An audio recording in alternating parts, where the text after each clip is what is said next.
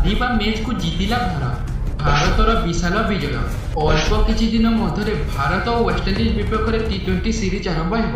କିନ୍ତୁ ଗତକାଲି ଭାରତ ଓ ୱେଷ୍ଟଇଣ୍ଡିଜ ମଧ୍ୟରେ ଏକ ଟି20 ୱାର୍ମ ଅପ୍ ମ୍ୟାଚ୍ ଖେଳାଯାଇଥିଲା। ଏହି ମ୍ୟାଚ୍ରେ ଭାରତୀୟ ଖେଳାଳିମାନେ ବିଶ୍ୱ ରେକର୍ଡ କରିଛନ୍ତି।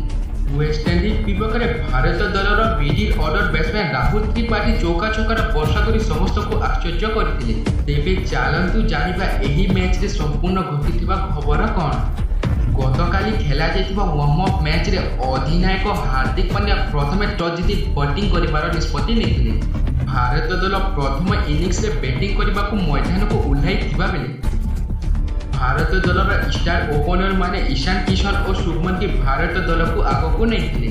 କିନ୍ତୁ ଭାରତ ଦଳର ସ୍କୋର 55 ହୋଇଥିବା ବେଳେ ଇଶାନ କିଶନ ଆଉଟ୍ ହୋଇଥିଲେ।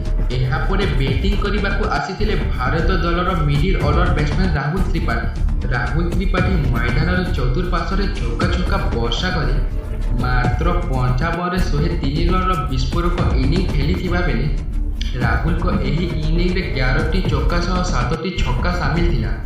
ଭାରତ ଦଳ ରାହୁଲଙ୍କ ଏହି ଇନିଂ ବଳରେ 20 ଓଭରରେ 5ଟି ୱିକେଟ୍ ହରାଇ 183 ରନ୍ କରିଥିଲା। ଏହି ମ୍ୟାଚ୍ରେ ଭାରତ ଦଳ ବୃହତ ବିଜୟ କରିଛି।